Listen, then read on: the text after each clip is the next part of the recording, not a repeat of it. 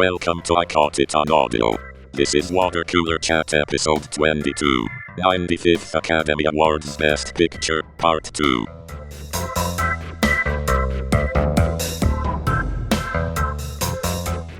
Hello and welcome to I Got It on Audio, a 64 Tacos podcast. Today we are going to be finishing up our water cooler chat about the 95th Academy Awards Best Pictures. We've got 5 more to talk about, and I believe they are Avatar, The Way of the Water, Everything Everywhere All at Once, The Fabelmans, Tar, and Women Talking.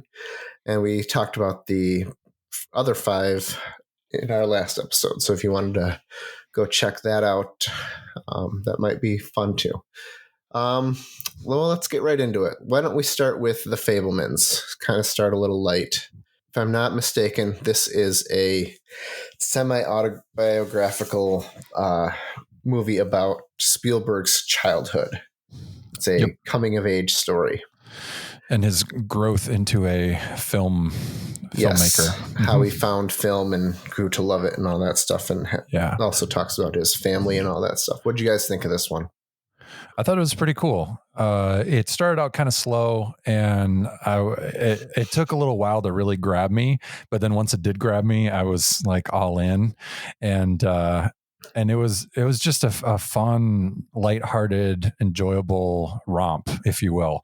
It's not as good as the best Spielberg that exists, but it was still very enjoyable. And it had some really good moments and some really good character development parts. And you could see how people were changing and how everybody was kind of stuck in their own little patterns and their little worlds and stuff. And,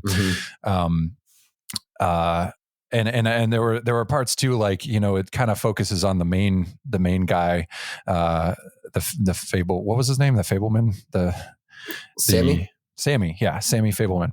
But I think the Michelle Williams and Seth Rogen subplot really kind of took center stage and kind of it wasn't super amazing or anything, but I just liked how that there was that tension, in the family with the mother character, kind of actually having the hots for was it his actual uncle, or did they just call him Uncle? They called him Uncle. He was that's what I thought. Really good friends with the father, right?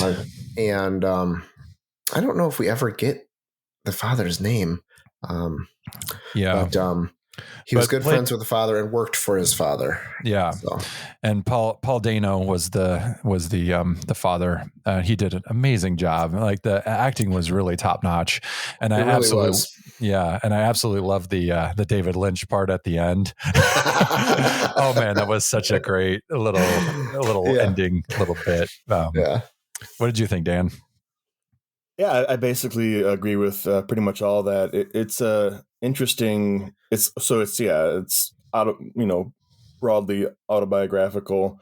The ending was great. It was probably my favorite scene, just because it's fun to see David Lynch act like a weirdo. Yeah, with a purpose. Just them filming David Lynch. Yeah. He may have just been sitting in an office somewhere. Eye patch and cigar out. And about and Spielberg wrote a movie around it. That was great. It was. I almost felt like he wasn't sure how to end it, so he put this he made that the ending, and it's a highlight as far as sort of over the top acting and big personality. It was not one of Spielberg's best movies, but I think that's just really mostly down to the subject matter and the very inwardly looking. I read that he wanted to wait until his parents were both dead before he made the movie because that's too personal, and who knows how public that the relationship with between his mother and and the Seth Rogen character was, but I can understand him not wanting to get that. But yeah, it was oddly entertaining. It felt a little episodic.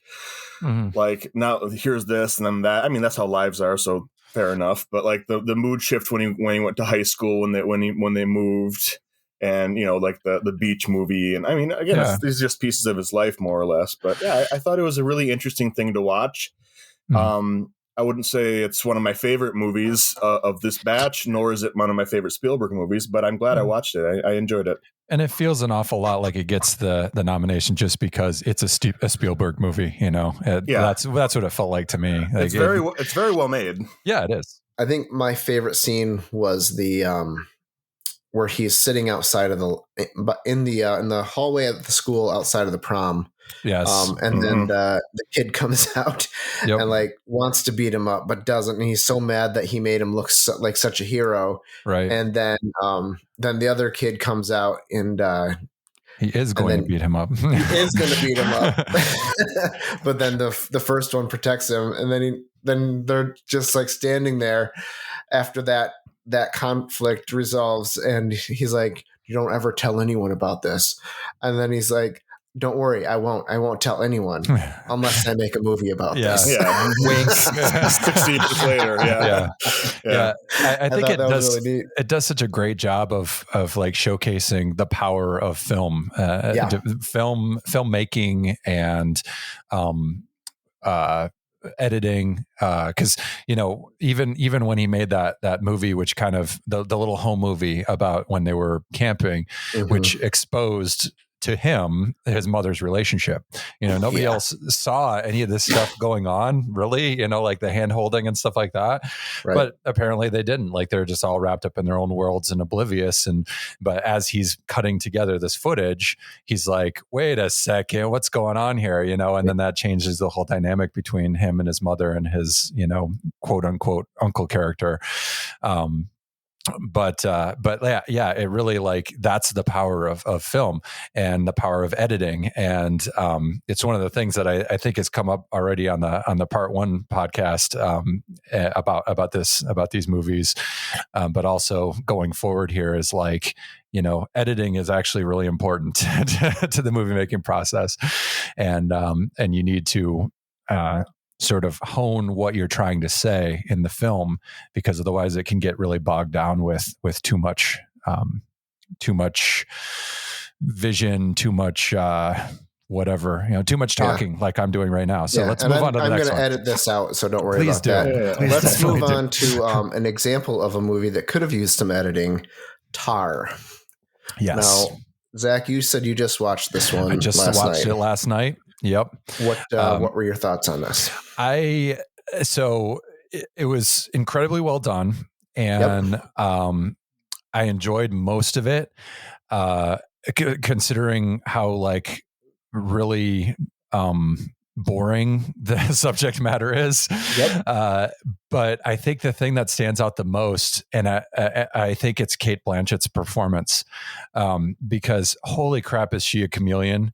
Like, she can just take on the character and become the character. And honestly, like I maybe it was because I haven't seen her in anything for a while, purposefully or otherwise, but I was like, that's Cate Blanchett. Are you serious? Because like, she just took over this character of Lydia Tarr and became the character. And I was even reading on Wikipedia that the director guy said, Todd Field, I think is his name.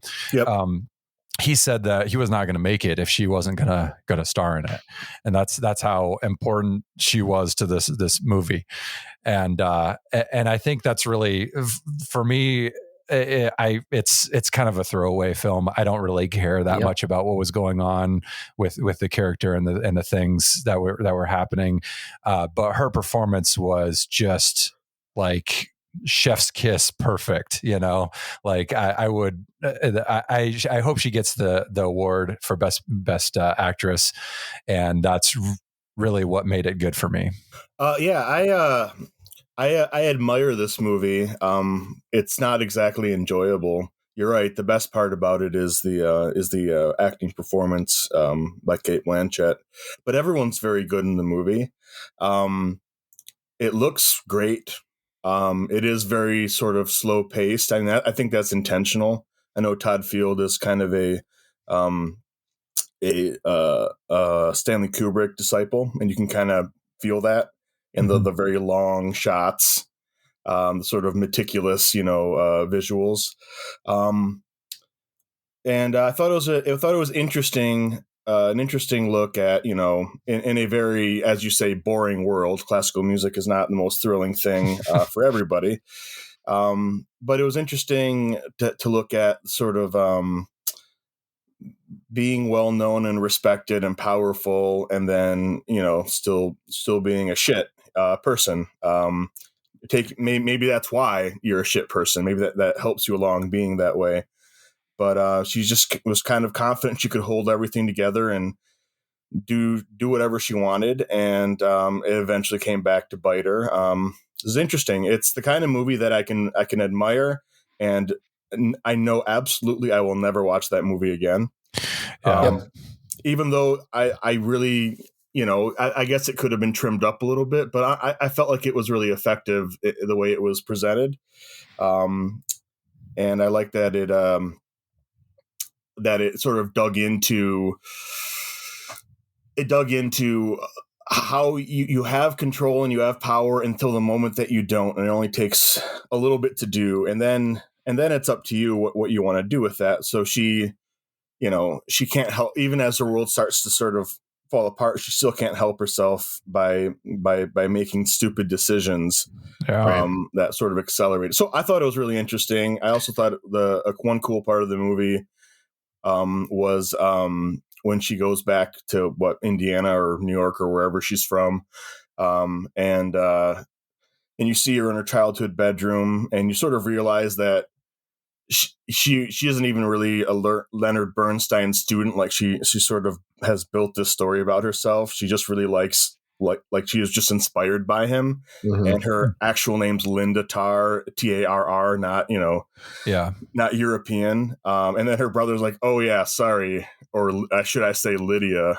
Right. And he's just like not impressed because she's desperately trying to escape this by becoming the sophisticated woman of the world, and all falls apart for her. There's another great scene, but I think I'll let you talk about it, Dave, because we had briefly mentioned this when we were watching the Super Bowl. There's the scene with when she's teaching at Juilliard or wherever. Yeah, that's the one thing I took away from this movie. It's the movie's extremely boring, and I didn't enjoy watching it very much at all. But the scene where she's teaching, and there's a student who says he has never listened to I don't remember Bach. He doesn't like Bach. Yeah, doesn't like Bach because of Bach's masculinity or whatever, blah blah blah. And she basically the one line that really caught me was the line that she says, "Don't be so eager to be offended," and I thought that is a perfect line for our current culture right now. Yes, we don't want, when people are doing bad things, they need to be held accountable for them. But also, man, we just don't look for everything to be offensive to you is what I took away from that. Yeah. Like if you're constantly looking for an opportunity to be offended, you're going to be offended. So maybe just take it easy a little bit. So yeah, was there more on that you wanted to say, Dan? I agree. It's funny because we talked a little bit about this last week off air, but it's just interesting how sometimes you can be right, but because you're being such an ass about it, like it doesn't really matter. Like she makes her point. She makes it well enough, and then she just keeps grinding and grinding until the student is just like, what? She breaks him. Yeah, she needs to win so badly that she can't just plant a seed and say, "Hey, here's where I come from." But obviously, what you do is your choice, and then just like walk away from it. Instead, she has to be such a jerk about it. And the interesting thing is that did become that she did get a consequence from that when later on. Yes, they edited. Eventually, that was her downfall. they weren't supposed to be filming it, but the students, some of the students were filming it, and they edited it together and released it, as something really damaging to her, even though it wasn't. I mean, she was acting really inappropriately in that setting, but at the same time, it's like the way they edited it together made it way, way worse. And it was bad. It was bad teaching. Yeah, but it wasn't what it appeared to be, in the edit, which was ironically, that was a case where her arrogance got her into trouble, but she wasn't actually doing anything specifically wrong, that's like criminal or anything. But then that's kind of the thing that brought it from, well, no one's really picking this story up, so I think we're okay, to, oh, now it's big and you're going to lose your conductorship and your position in your whole life. Yeah. I also think that was interesting about that scene is that it was all one take. It was a super long take, and it was it's so impressive that Cate Blanchett pulled that off. Like the whole movie, just flawlessly. It's just really, really, again, this movie is very impressive to me, but I do not wish to revisit it, and it's not exactly enjoyable. But sometimes I like to see movies like that, even if they're about gay cowboys. Last year. But sometimes the movies, they're not exactly enjoyable, but I still feel like I've gotten something out of the movie. And that's how I felt about this one. I got something out of it. I don't know that I need to revisit it. I got something out of it too at the very end when she's conducting for the Monster Hunter cosplayers. That was a perfect ending for her. Well, I like how she was still trying to play it straight and dignified, and that's great. I mean, that's what she should do, I suppose. Put your all into it, and in the end, she must care about music to some degree. Yes. That's kind of what the last little portion of the movie told me. She cares about the music. It's everything else that got her into trouble. Is she cared about the life and the perception. Another cool scene too, before we move on here, when she threatens the child at the school, that was amazing. Yes. Yeah, that was great. Yep. Yeah, that was oh my gosh. Yes. And then also as a parent, I've wanted to be that. Like, this character is kind of like what I wish I could be. If you weren't a complete asshole and you just didn't try to stop yourself, if everyone was telling you were great the whole time, right? Maybe you would have ended up like that. How come people don't tell me that I'm great so I can be this way?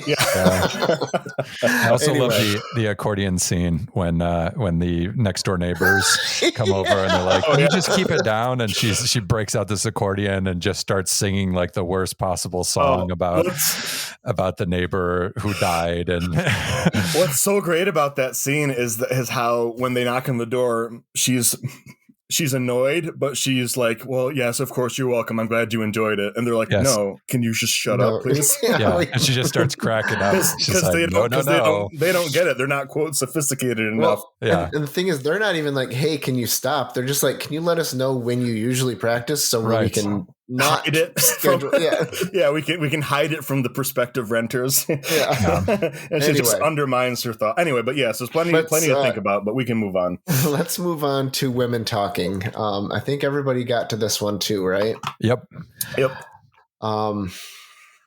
Zach, why don't you start? I don't know where to start on this one.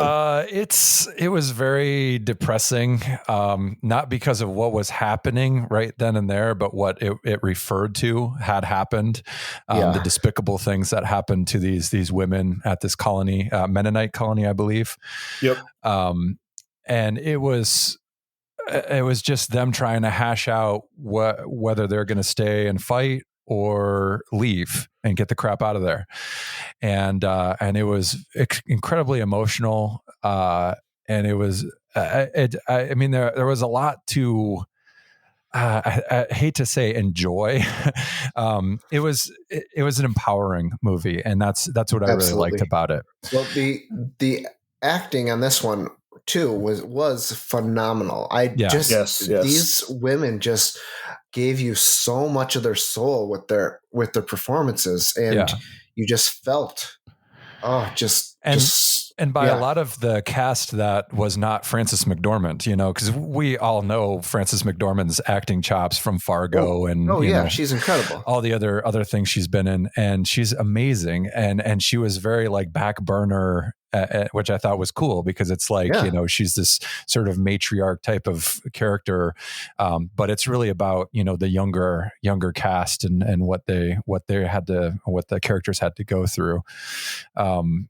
It was a very, very moving movie, and I liked a lot of the subtextual elements. Like I'm pretty sure the Ona character who was pregnant, the father was his name was August.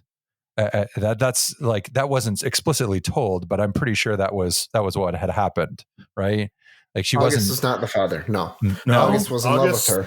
Yeah, her rapist was the father. Oh, okay, all right. Well, I would. He seemed to kind of take on that sort of like fatherly, husbandly type of thing, even though they weren't actually together. He wanted to be with her. Yeah. And he wanted to love, take care of and love the child, even though it wasn't his. Yeah. Because he loved her, but the child I'm almost certain was her rapist's child. Okay. Yeah, that's what I got. Yeah, because they were questioning whether she would even be able to love the child because it would be a reminder of what had happened. Yeah.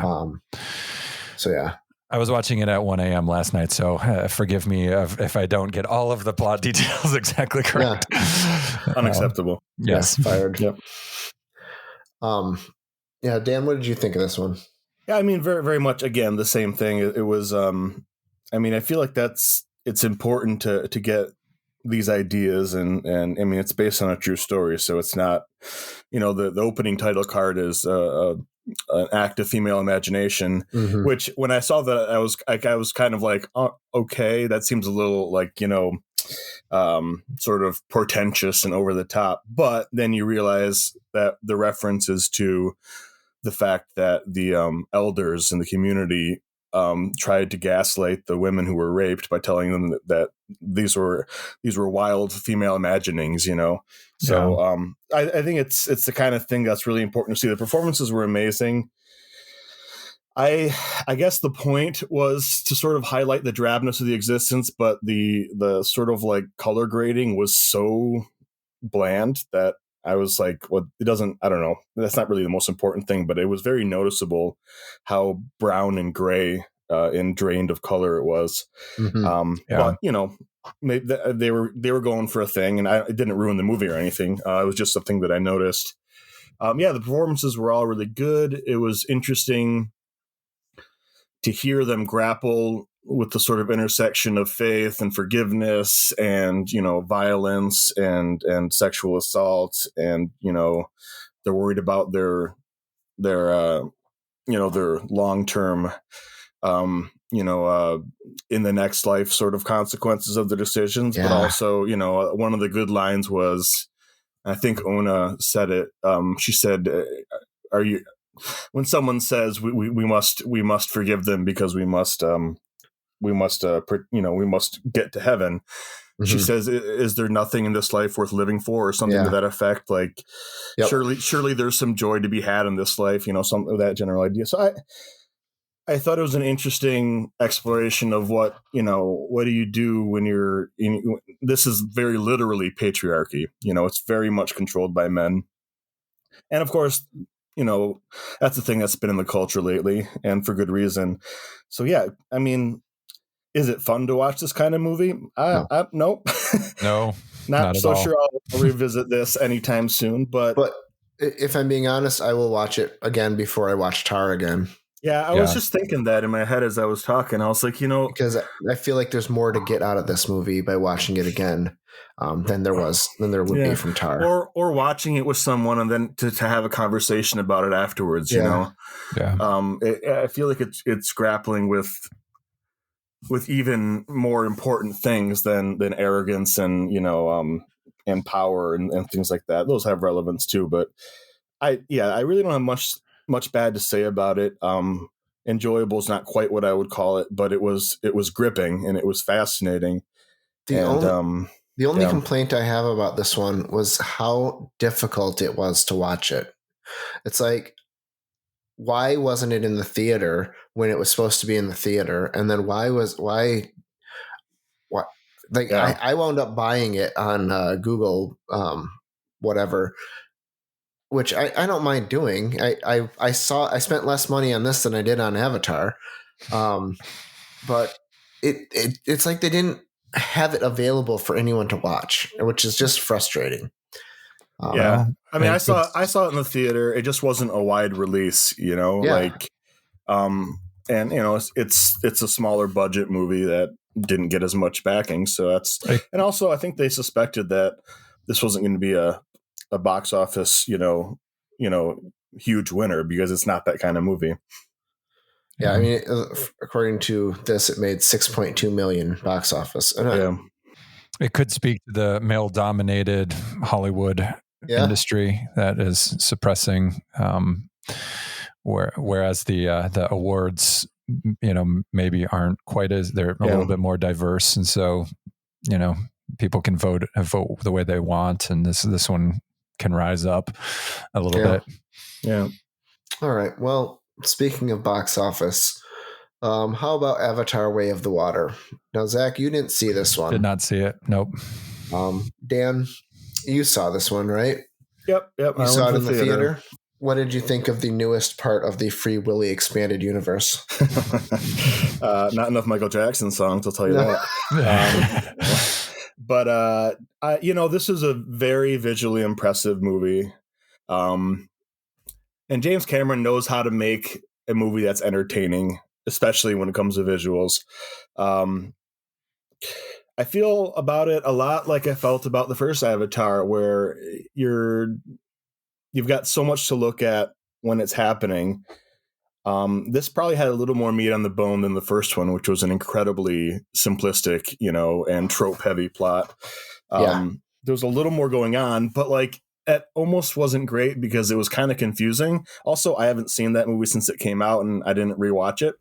Right. So they kind of explained it, and I remembered most of the stuff, but there was some confusing stuff about, you know, where teenage Sigourney Weaver, who's like, there's something about the all tree or whatever, and like I was where certain characters came from was sort of kind of half explained, but yeah, they basically some of the avatars were able to reproduce with the Na'vi somehow, and they didn't really go into how it was that mildly confusing, happened. but it doesn't matter. But that's ultimately the thing. It doesn't matter. No, it's all about the technology, and it's very, very impressive. Water is not easy to do, especially water interacting with stuff. And you know, I wouldn't say that I thought this was a great movie. This is good because it wasn't. Fine. Yeah, this is fine, is what I felt about it. You know, like I said, James Cameron makes entertaining movies. You know. And also, if you want me to feel something, just hurt an animal. So, like when they were hunting the whale, I'm like, no, right. But you know, overall, I'm kind of like, I'm glad I saw it. I like to see these kind of huge spectacle movies in the theater because that's where they sort of envelop your senses the best. So I'm fine with doing it. I'll probably watch the next one when it comes out. It certainly was a success because it's the third biggest movie ever already. Right. And, you know, I would say good, but, you know, I don't care that much about this world, the whole, you know, the whole. It's not Avatar terribly world. interesting. There's nothing new going on in Na'vi world or wherever this, I don't know, Pandora, is that what it's called? Yeah, Pandora. It's all just rehash of movie tropes that have already been run to death, and the only thing worth seeing is the visual effects. And yes, these are, you know, top of the line, elite, incredible special effects, but I don't think that just because for me it's not enough to make me want to go see a movie just because it has great special effects anymore, because a lot of movies have great special effects. And then you look at movies, other movies like Women Talking, where they use just camera work and lighting to tell the story. And yes, it was very drab and dark in that visually, but that's because that's the story, the feel they were trying to convey. And they did that on no budget at all. So you can have a very effective storytelling experience without spending $1 billion on special effects. So I just kind of wonder why we're going to be getting at least 3 more of these now. At least one more. I think it's 3, 4, and 5 2 or were all slated. Yeah. Three is I think 3 is mostly filmed. They made them together with 2, Okay. but then they haven't done all the special effects. So they were just making sure that because the special effects budget is in the hundreds of millions on these movies, right? So Yeah, it's but ridiculous. I think 3 is filmed, and then what Cameron said was, if this thing makes $2 billion, then we're going to get 4 and 5. Okay.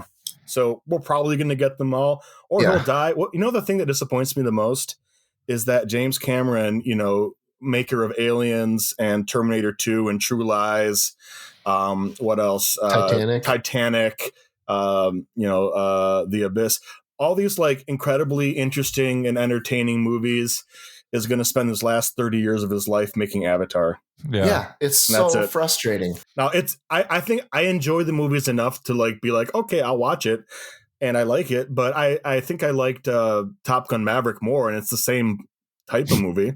It's still an entertainment movie. I liked Battle Angel more than this. Yeah. His other super spectacular special effects endeavor that he did recently. Why aren't we getting more of that? And I understand it didn't sell in the box office, so blah blah blah, the money and all that stuff. I get it, but that's more interesting. But he passed that off in order to make Avatar. That's why Robert Rodriguez made the Battle Angel movie. He was just a producer in the end because he was looking at the dude. He's just interested in the ocean and special effects. Yeah. That's what he's interested in. And he has every right to do that. I just think about the like 8 to 10 movies he could have been making in this sort of back half of his career, and instead we're going to get 5 Avatars, and I'm like, shrug, And where the hell is Titanic 2, 3, and 4? Exactly, seriously, guys. The first one made so much money. Why haven't they made the next one? Come on, bring up Zombie Jack. And did it need to be 3.5 or 3 hours and 15 minutes long? That's really what I'm curious about. No, this didn't need to be that long. And that's the thing. Cut your budget in half for special effects and make a shorter movie. Well, and they have too many subplots. So like they have this whole subplot among the children of, Jake and whoever Zoe Saldana's character's name is. I can never remember anything about these characters because they're so boilerplate. So there's subplots with the kids getting along with the kids of the water tribe that they've met. And they spent a lot of time on it, but it was all, so they have all these things, all these balls in the air, but they're all like just trope fests full of nothing but cliches. So you're like, you have all this stuff going on. You could have trimmed that whole section where they're learning to be, part of the tribe. That was like a good 45 minutes that could have been done in like 10. Yeah, but it could have been at least an hour shorter. All just to showcase the special effects, all the underwater effects. That's what this whole thing is. Yep.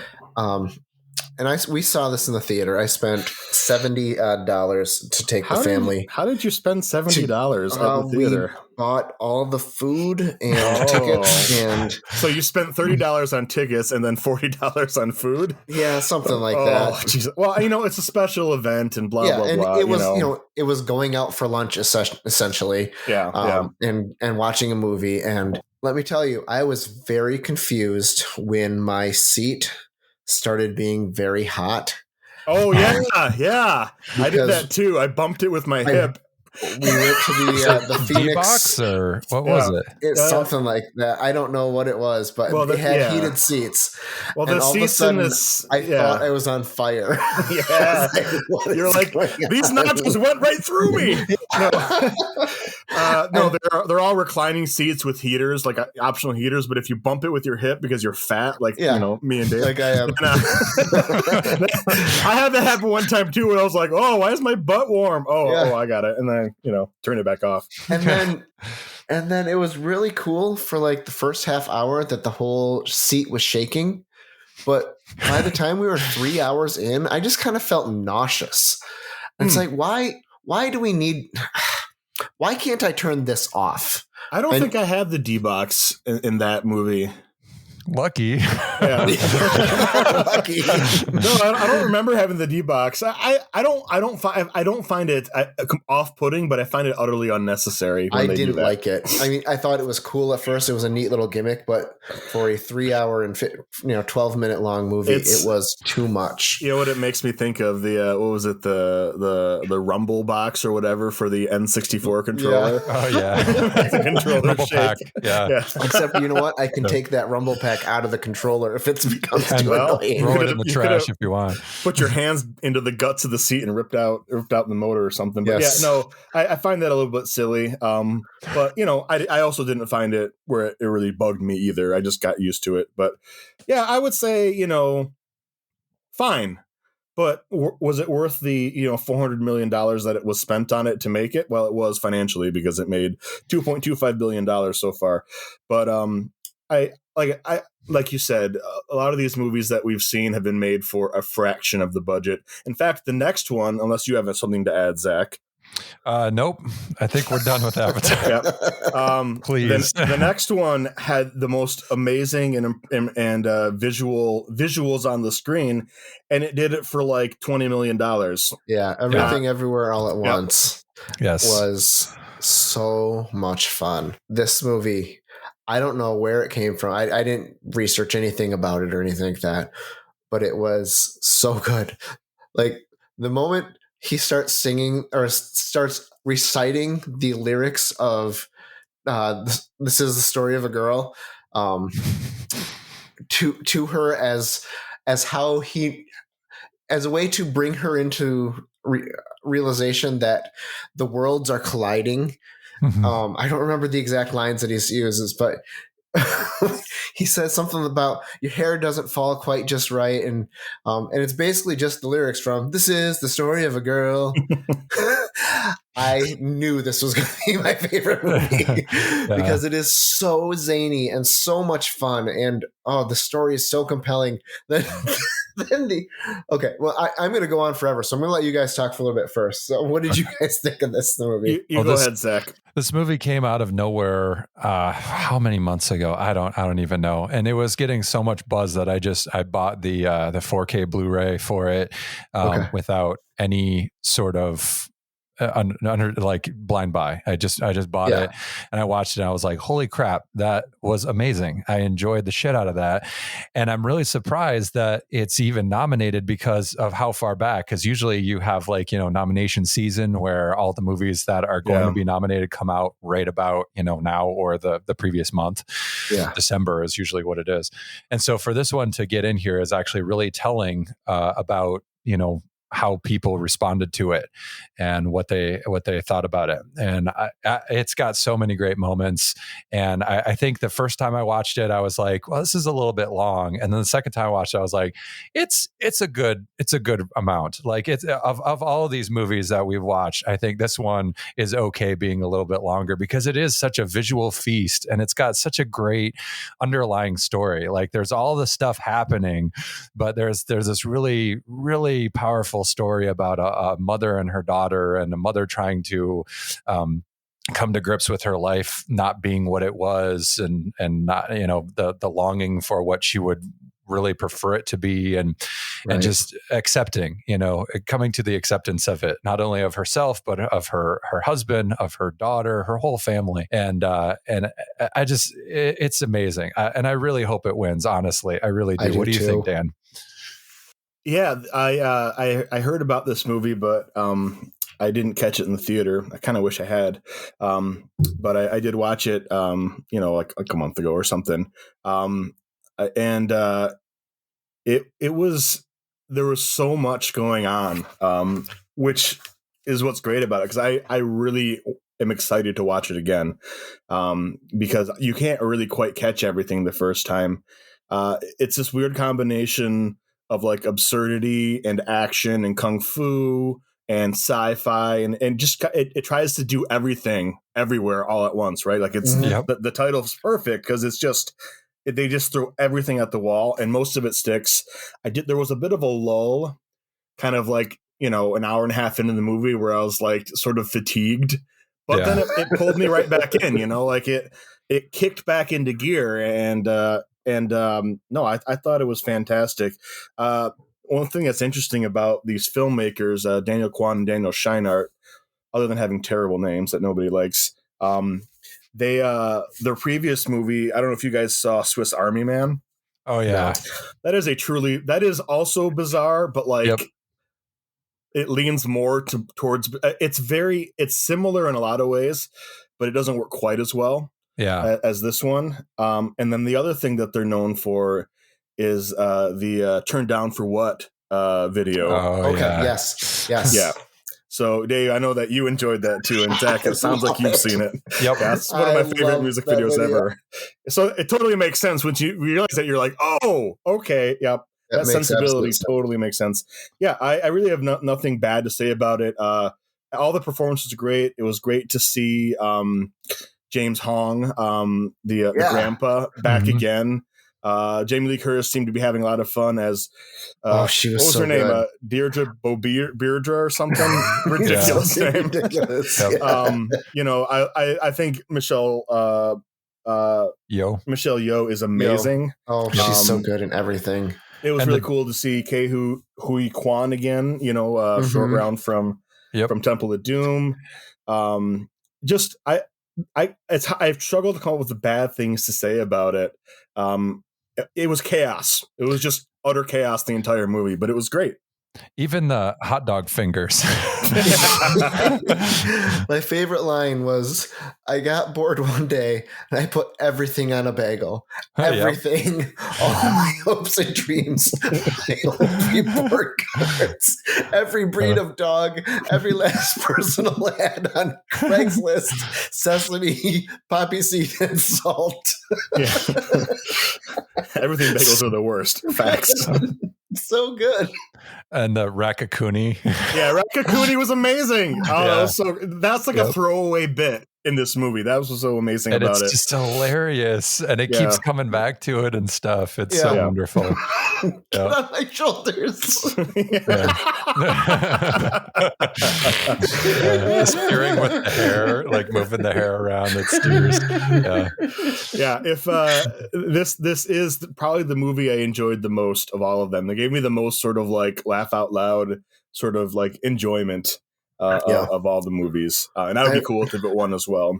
I was so surprised with how good this was. It was just such a joyful 2.5 hours. It took you on a roller coaster ride of emotions too. Because there's all the zaniness, which is so much fun, but also you genuinely felt for the parents, their relationship with one another, and the relationship with the kid, and the kid's relationship with their parents, and how that whole dynamic is just so well written. Yeah. It's so enjoyable. And Isn't it funny to see a movie that deals with sort of like hard, like Tiger Mom, like ideas of being really hard on your kids, and family dynamics, and how difficult it can be, to maintain love over a long period. That also featured a scene where a guy dive bombed a butt plug. Yep. In slow motion. Yep. And you're somehow like, yes. Proceeded to kung fu fight with it in his butt for at least about 30 to 40 seconds. Just ridiculous, but so much fun. Like that's so good. Yeah, the ability to surprise and have the utter chaos going on was just it was all kinds of fun. And I absolutely love right near the end when they're going back to the IRS and the Joy's girlfriend drops them off and drives them there in her car, and the mother, she says you need to grow your hair out, right? And I absolutely love that, because she's not saying you need to grow your hair out, she's saying thank you and I love you, and it's all in there in that package. But that's how she expresses herself, right? Yeah, it takes 2 hours for that idea that was planted early on when her daughter is telling her girlfriend, no, she'll criticize you, but it's because she loves you, right? And it takes that whole period, and then of course the girlfriend is just happy. She feels included, even if it's not a hug and and like in warm words, right? That's not everybody relates that way, Yeah, lots of fun. I wish I'd seen it in the theater. I wish I'd have purchased it instead of rented it. Yeah. No, you're right. Yeah. So, what do you guys think of these 5? What's your favorite? Everything I think Everywhere. It's pretty unanimous. Yeah, I was the think most so fun. too. There's no doubt about it. Everything Everywhere. And then of the 10, do you guys still, is it Everything Everywhere, or do you think you guys had Banshees in the last 5? Yeah. It's still Everything Everywhere because that's the one that I want to rewatch. Yep. I want to rewatch it right now. I know. We just talked about it. Yeah. It's like I might have to go buy that and just watch it. Yeah. Yeah, I'd be fine with either of those two. Those are my 2 favorites. They're very different movies. Yeah. And they're both very funny in their own way. Whereas that's not the point of either movie. They are also very funny. So I'd be happy with either of those. I also liked, there's a big drop off because Triangle of Sadness, I guess, would probably be my 3rd. Mm-hmm. Maybe Women Talking or Fabelmans. I don't know, but those 2 do feel like they stepped away from the rest of the movies for me. I would be thrilled actually if Women Talking won. It's not my favorite and it's not the one that I want to win, but if it did win, it would be, I don't know, something would make me feel good about it because it only made $6 million. Well, and it would mean more people would see it. Yeah, I mean, the fact that it got nominated is good because it makes people more likely to check it out. But if it wins, then it goes on the list of, that's an Oscar winner. I should watch that for years to come. But yeah, I can't say I enjoyed it nearly as much as Banshees or Everything Everywhere All at Once, but it was what it was trying to accomplish was very different and accomplished it just as well as those movies did. Just the goals were different. I'd be fine with Banshees or Triangle of Sadness winning, but my pick is Everything Everywhere All at Once. That's the one I want to win. Yeah. How about you, Zach? Same here. Yep. Everything Everywhere All at Once was just a great roller coaster ride of insanity, absurdity. Remembering the dildo fight scene, it's just so wonderful. And yeah, like you said, Dan, there is that kind of lull in the middle, but I think it's appropriate. Like you need a time to breathe. Yeah, you need a minute. If it was just from start to finish, all of that, you would be exhausted by the end of it. I think you could do it, but it had to be under 2 hours then. Yes. If you're going to have it be over 2 hours, you need a little breathing point. For sure. Now I'm just curious here. What did you watch many of these movies with your spouses and or children, and what were their thoughts? Remy loved all of them equally. She slept through them all. Yeah. I think the only one we watched together as a family was Elvis, and the boys went off like after about a half an hour. Teresa she was okay with it, but she was kind of in the same boat that I was, which was, she was like, why is this not really about Elvis? Or, is this, and then Everything Everywhere All at Once, because I've watched that one twice now, was the one that everybody had seen in bits and pieces, and they all enjoyed it, what they saw of it anyway. They were flabbergasted, like, what is this? What's going on? Why? But the rest of them, it was all just me, because Jamie watched all of them with me, and she's very similar in thinking to the way I felt about them. Like she liked Everything Everywhere. She did not like Banshees of Inisherin. Like she respects the quality filmmaking, but she did not enjoy watching that movie. Well, fingers getting cut off is not really something you want to be watching, and then flung at doors. It was the dark. whole just constant. There's no reprise from the constant drudgery. I don't think she really. We watched with Jack. We watched All Quiet on the Western Front. We watched Elvis, Top Gun, and Avatar. And he watched Fabelmans also last night. So And I think he liked all of them. I mean, as much as you can like All Quiet, Yeah. Wow. It's more of a watch it in school and have it affect Yeah. you than it is a, like I can't wait to see that again, you know. kind of like at movie. the end. I mean, he got up and was like, "Well, there's no plot armor in war, I guess." Yeah. You know, he's used to Iron Man is not going to die because Iron Man's needed for the next movie. You know. Well, yeah, that's the thing. I mean, I mean, I guess they could do all along the Western Front too, World War II, you know. Right. But like, So, no, it's I Boys thought have that was grown a up. interesting perspective on it. But I think he enjoyed all of them too. I mean, Maverick's enjoyable. Way of the Water's fun if you're a kid, and it's this big spectacle Yeah. that you've never seen before.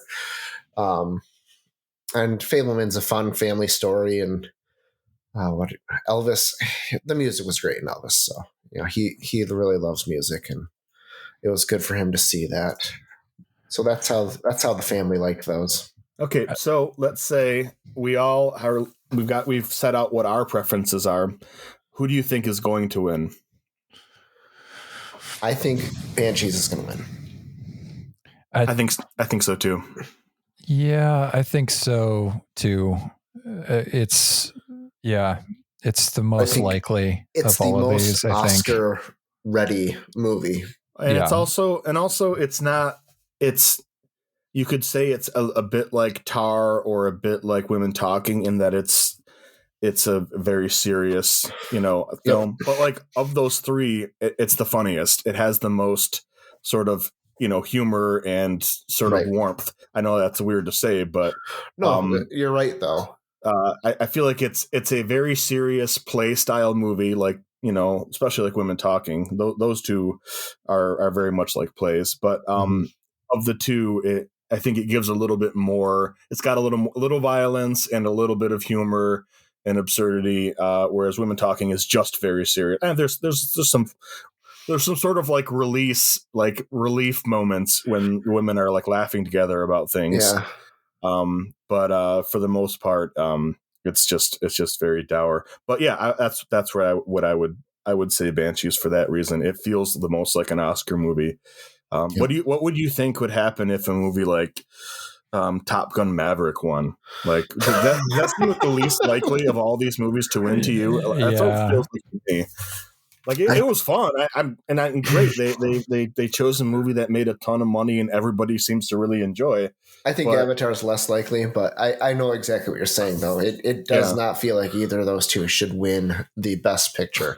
Well, Avatar, I could see them sort of giving it to him because of the breadth of the accomplishment. You know what I mean? Like it's all this advancement technology and all this money, and it'll clean up on technology night. Yeah. It'll. Yeah. I mean, or all the technical awards. It's got a real great shot. Yeah.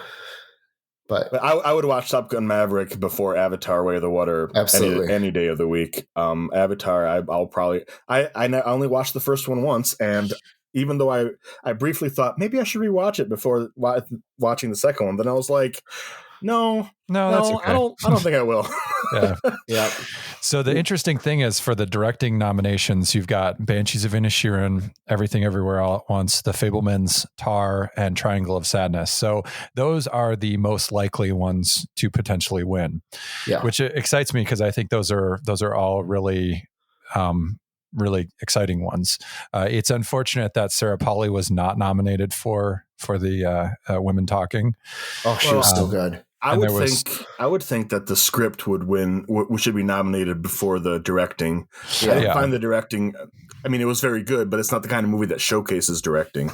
Yeah, but you could say the same thing about Banshees, although there were a lot more visuals, I guess, going on. But Woman Talking was such a closed off story in mostly in a barn. I don't know. Yeah. It was. And we already talked all about it, but it was good. It was really. I was so surprised at how much. And again, I can't say I enjoyed it because the subject matter was so dark. Yeah, but it's deeply unpleasant to like live in that world. Yeah, but it was almost like a relief to hear them talking through it, and you feel the catharsis to some extent. when they decide to go, and then they get away, Yeah. Like there was something cathartic about it, while at the same time it's infuriating that things like this happened, like it's not a made up in 2010. It wasn't that long ago. Yep. It's probably happened many times other than that in these very closed off communities. I'm not going to say all of them are doing that, but there's something about extremely religious patriarchal systems that leads to this repression and then release of that repression in a very horrifying way. Horrifying, but somehow cathartic at the same time. It was better. I enjoyed it more than joy is the wrong word, but I didn't feel like I don't want to be here while I was watching it. You know what I mean? Yeah. All right. So the Oscars are going to be, they're 2 weeks March from 12th. tomorrow, from when we're recording this. So anybody going to watch? See if probably not live. See if Will Smith assaults anyone. I'm glad I didn't see that live anyway. I mean, it's bizarre, but the whole time that was happening, I was just like, he's gonna turn it around and be like, no, I'm just kidding, and give him the old the bro hug or something, right? I kept thinking it was either a setup or he was gonna somehow laugh it off, now I'm mad, but we'll bring it back in. No, he doubled down and get my wife's name out your mouth. It was amazing. I would rather things like that didn't happen, of course, but it was a weirdly macho, bizarre, over the top, performative thing, I don't know. I don't know what he was thinking, but the kind of sickening thing though is I wouldn't be surprised if the Academy is like, okay, you're out, Will. We have to show of force and get rid of you and stuff. But also, can you come back and do that again? Because our ratings numbers are through the roof compared to what they have been. In 10 years, you can come back and then smack somebody else. So we need more controversy because that's the only thing that's going to get people watching it. Oh, the crazy part, I know this is last year, but he did that, went back to his seat, everyone was like, okay, and then won the award and got to get a speech and a round of applause right afterwards. It was bizarre. What the fuck's going on is what I was when I actually read into how it all played out. I was like, really? They were just you're allowed to go and smack somebody and then just return to your seat and win an award. They could have done that off air. I don't know. Whatever. Just insanity. Yeah. All right. Well, I'm gonna wrap it up here. I think we are. What do we say? We're unanimous that we want Everything Everywhere All at Once to win. Yep. Feel like Banshees might be the actual winner. I'd be happy with either. Absolutely. So we'll call it an episode there, and we'll see how our predictions play out in a couple weeks. Okie doke.